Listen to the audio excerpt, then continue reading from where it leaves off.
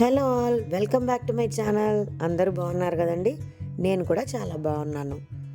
ముందుగా ఈ వీడియోలో ఒక మంచి రెసిపీని మీకు చూపించబోతున్నానండి. పూజ అంతా అయిపోయాక నేను ఏ రెసిపీ చూపిస్తున్నానో వీడియో ఎండ్ వరకు చూడండి. ఆ రెసిపీ చాలా బాగుంటుంది. మీరు కూడా మీ పిల్లలకి తప్పకుండా కుక్ చేసి పెట్టండి.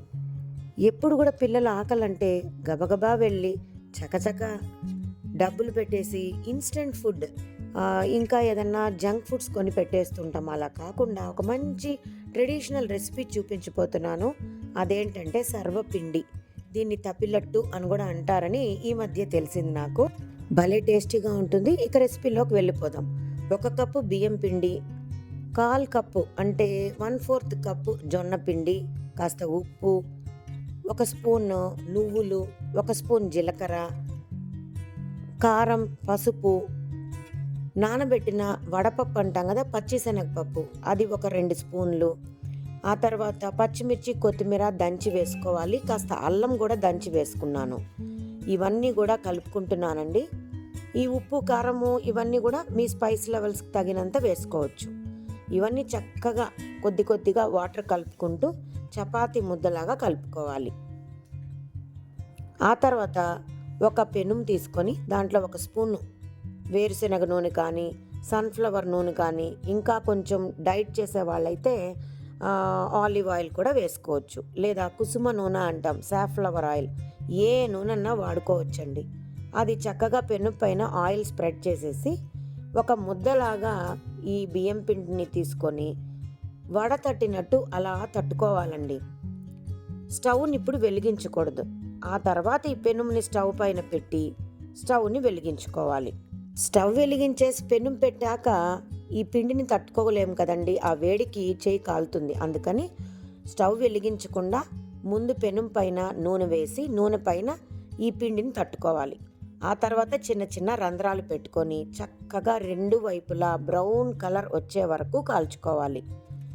మీకు ఇష్టమైతే నేతితో కూడా అంటే నెయ్యితో కూడా మనము ఈ తప్పిలట్టు సర్వపిండిని చేసుకోవచ్చు. ఇది తెలంగాణ ఫేమస్ డిష్ అండి. నాకైతే భలే ఇష్టం. మా నానమ్మ మాకు బియ్యం పిండితో సేమ్ ఇదే ప్రాసెస్లో రంధ్రాలు పెట్టకుండా చిన్న చిన్న పప్పు బిళ్ళలు అంటాం కదా, చెక్కలు, అలా చేసి పెట్టేదన్నమాట. దాన్ని డీప్ ఆయిల్ ఫ్రై చేస్తారు. కానీ ఇదైతే హెల్దీ వర్షన్ కదండి. ఇష్టమైన వాళ్ళు నెయ్యితో చేసుకోవచ్చు, లేదంటే మనకిష్టమైన నూనెతో కూడా చేసుకోవచ్చు. సో చక్కగా 2 వైపులా కాల్చుకుంటే కరకరలాడే సర్వపిండి లేక తప్పిలట్టు లేదా బియ్యం రొట్టి అని కూడా ఈజీగా అనేచ్చు. ఏదైతేనేమండి రుచి మాత్రం ఒకేలాగా ఉంటుంది. ఈ సర్వపిండి ఏ కాంబినేషన్తో తినాలి అని మీకు డౌట్ వస్తుంది కదండి. చక్కగా మనం ఊరగాయలు ఉంటాయి కదా, టమాటా ఊరగాయ, పండుమిర్చి ఊరగాయ లేదా ఆవకాయ, ఇలాంటి వాటితో తింటే చాలా బాగుంటుంది. లేదంటే పొళ్ళు ఉంటాయి కదండి, వేరుశనగ గింజల పొడి, తినే శనగపప్పు పొడి, కొబ్బరి పొడి, ఇలాంటి వాటితో కూడా బాగుంటుంది. నేనైతే ఒట్టిదే కూడా తినేస్తానండి, అంత బాగుంటుంది.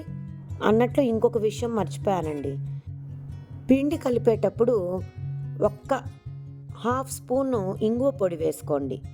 దీనివల్ల మనకు బ్లోటింగ్ అంటే కడుపు ఉబ్బరం రాకుండా ఉంటుంది. పప్పులతో చేసే ఏ దోశలో అయినా, చపాతీలు అయినా, అట్టులైనా కానీ దాంట్లో కాస్త ఇంగువ పొడి వేసుకుంటే రుచి బాగుంటుంది, కడుపు ఉబ్బరం రాకుండా ఉంటుందన్నమాట. ఇంకెందుకు ఆలస్యం అండి, నేనైతే తినేస్తున్నాను. రుచి అమోఘంగా ఉంది. మీరందరూ కూడా మీ పిల్లలకి మీకు ఆకలేసినప్పుడు ఇలాంటి సాంప్రదాయమైన వంటలు చేసుకొని తింటే హెల్త్కి హెల్త్ బాగుంటుంది, రుచికి రుచి వస్తుంది. ఇంకొక వీడియోతో మళ్ళీ కలుస్తాను. Until then bye.